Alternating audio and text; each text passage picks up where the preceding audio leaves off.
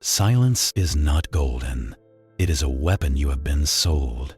A lie wrapped in the aesthetic of strength, the stoic, silent man, the dignified quiet in the face of provocation. This is not philosophy. It is the refuge of the unprepared. We begin by executing a fundamental lens shift. Silence is not a moral high ground. It is a physical, tactical space. And in the ecology of power, an empty space is an invitation, a vacuum that will be filled by a will stronger than your own. Consider a simple, brutal metaphor. When you cease transmission, you do not create peace. You create a broadcasting dead zone. Into that static will flow the narratives, demands, and definitions of others. Your boss will define your contributions. Your rival will define the conflict. Your social circle will define your worth. By choosing not to author the reality of a situation, you volunteer to be a character in someone else's script. This is the first and most critical error. You have mistaken the absence of conflict for the presence of control. They are opposites. Control is asserted, often audibly. The absence of conflict is merely the state of their victory, the quiet that settles after they have shaped the world to their liking, with your silent compliance as the key resource they consumed. Your quiet is not your shield. It is the raw material for their fortress. We are not discussing communication. We are discussing sovereignty. And the first territory you must reclaim is the acoustic territory around your existence. The acoustic shadow, how your quiet creates their power. Understand the mechanism, and you see the prison. The core principle is narrative vacuum dynamics. Human consciousness is a meaning-making engine. It cannot tolerate an information void. When you provide no data, no assertion, no boundary, no version of events, the human systems around you must generate data to function. They will do so based on their own biases, their needs, and their power objectives. Your silence is not interpreted as wisdom. It is processed as either consent, incapacity, or irrelevance. This is the acoustic shadow you cast, a zone where your influence is absent, and thus the influence of others becomes absolute. This is not metaphor. It is cognitive law. In the absence of your voice, their story becomes the de facto truth. A disagreement you don't articulate is recorded as a problem you caused. A boundary you don't voice is logged as a permission you granted. An idea you don't advocate for is cataloged as a resource you forfeited. Each silent moment is a microtransaction where you pay with social capital and receive nothing. The vocal architect, the person who understands this law, does not need to be correct. They need to be first and consistent. Their narrative becomes the operating system of the social mainframe. Your silent objection is a corrupted file that the system rejects. You are not being ignored. You are being processed according to their code. Your morality, your good intentions, your knowing the truth are irrelevant. Reality is not what is. It is what is declared and enforced. Your silence is a declaration of surrender. The silent prey and the vocal architect in this dynamic, there are only two operational archetypes. You are one, or you serve the other. The first is the silent prey. He believes his quiet is a form of observation, a strategic patience. He is wrong.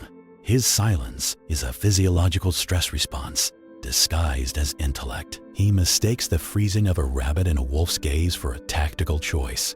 His behavioral patterns are defined by reactive justification. I didn't want to cause a scene. They should just know what I did. My work speaks for itself. This is the language of the ghost, already halfway to irrelevance. He archives his grievances and polishes his unused principles, while the territory of his life is quietly annexed by others. The second is the vocal architect.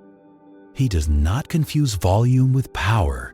His voice is a surgical instrument, a scalpel for cutting and shaping reality. His core behavior is proactive declaration. He does not wait to be asked. He defines the terms. He does not hope to be understood. He constructs the narrative framework that makes his position inevitable.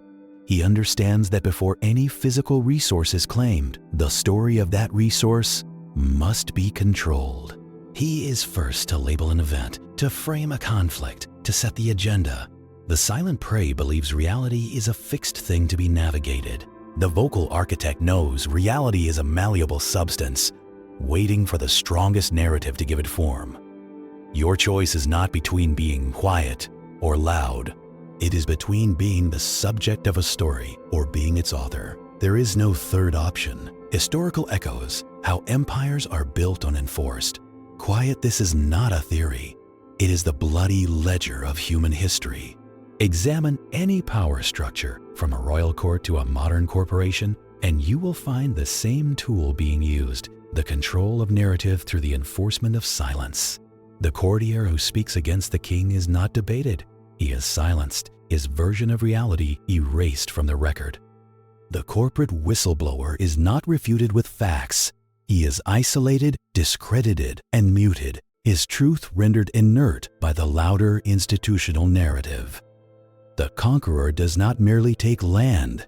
He rewrites its history, imposing his language, his symbols, his story upon the conquered. The silence of the defeated is the final pillar of the victor's throne. Look at your own life. The family conflict where one side just doesn't want to talk about it. That is not peace. That is a strategic silencing. The workplace where a colleague consistently frames projects to their credit, they are conducting a soft coup in the acoustic space. On a societal scale, media, political rhetoric, and social discourse are nothing but battles to fill the acoustic commons. The side that dominates the frequency, that saturates the silence with its version of good, evil, crisis, and solution, wins. It does not need to be true. It needs to be uncontested. Your instinct to remain silent, to not get involved, is the exact compliance mechanism these systems are built upon. You are not avoiding the game. You are ensuring its victory. Human nature is not geared toward truth. It is geared toward survival.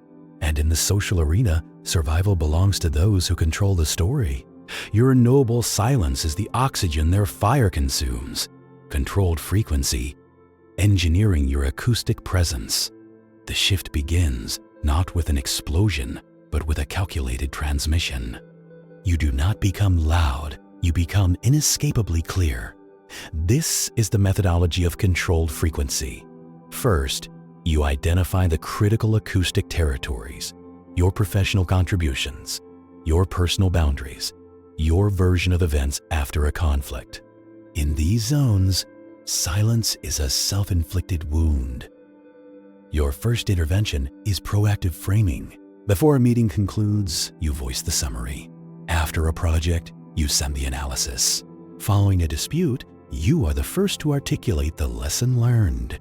You are not seeking permission to speak. You are performing the administrative duty of reality.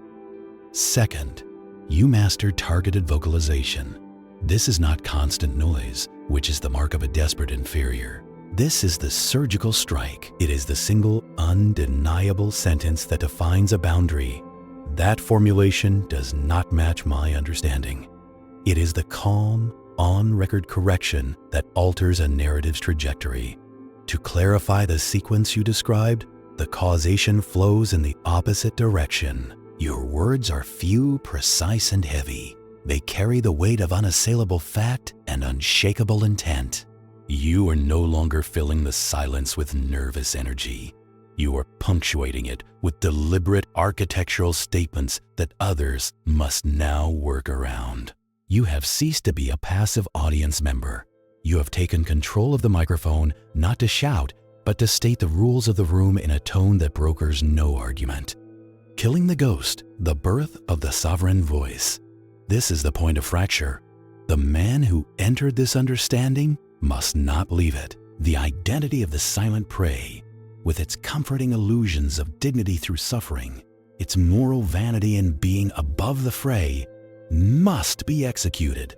There is no integration. There is only replacement. You will feel a grief for this ghost. It felt safe. It was applauded by the weak. Its death is necessary. The birth of the sovereign voice is not an addition to your character. It is a fundamental rewiring of your neurological response to conflict and opportunity. Silence must become more painful than speech. Passivity must register in your nervous system as a threat to your sovereignty. This new identity is built on a single, non-negotiable axiom. To speak your reality is the primary duty of your existence. It is not about being heard. It is about the act of declaration itself, which carves your shape out of the formless social clay. Your voice is no longer a reaction to the world. It is the tool that sculpts it. You will feel resistance, internal and external. The old ghost will beg for the quiet of the grave. The systems that fed on your silence will push back with confusion, accusation, or ridicule. This is the selection pressure. This is how the universe tests your commitment to a new hierarchy. You are not seeking validation. You are establishing a fact. The sovereign voice does not speak because he is certain of an outcome. He speaks because it is the imperative of his form. Silence is the death of that form. Choose your shape, or it will be chosen for you. The sound of sovereignty, your final choice. The analysis is complete. The mechanism is laid bare before you. You now possess the map of your own subjugation and the blueprint for its termination. There is no more theory. There is only consequence. You stand at the binary outcome this law demands: perpetual, soft domination as a ghost in the narratives of others, or the relentless, disciplined burden of authorship. First path is a slow, comfortable erasure. The second is a life of conscious tension, where every silence is a scrutinized choice and every word carries strategic weight. There is no middle ground. Appealing to fairness, to karma, to the hope that others will recognize your unspoken worth is the final, childish fantasy you must incinerate. The call to action is not for the group. It is for the single man who has recognized the predator in the silence. You have one task. Beginning in the next 60 seconds, identify one acoustic territory you have ceded and reclaim it with a single declarative statement. It is not a discussion. It is a broadcast. A corrected email, a stated boundary, a voiced expectation. This is the foundational transaction of your new sovereignty. Do not announce your transformation. Enforce it syllable by calculated syllable. The world is not changed by intentions. It is changed by frequencies.